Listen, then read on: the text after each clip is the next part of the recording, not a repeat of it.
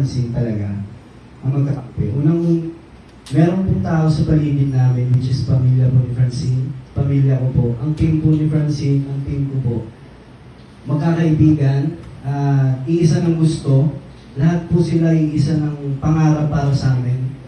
Lahat po sila sinusuportahan kami. So, kung dumating sa punto po na may naging nega, hindi lang po kaming dalawa yung sigurong magsasalita sa isa't isa. Marami po. At ang kung bibig po sa amin ng mga tao nasa paligid namin, galingan namin palagi. Ginusto namin to, pangarap namin to, pangarap nila sa amin. Kung masaya kami dito, mas masaya sila para sa amin.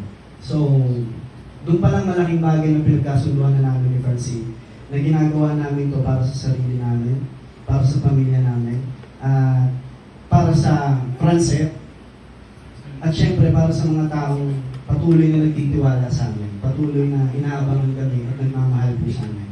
Yun so. May dagdag ka, Francine? Wala naman. Okay. Parang safe wala ka. Case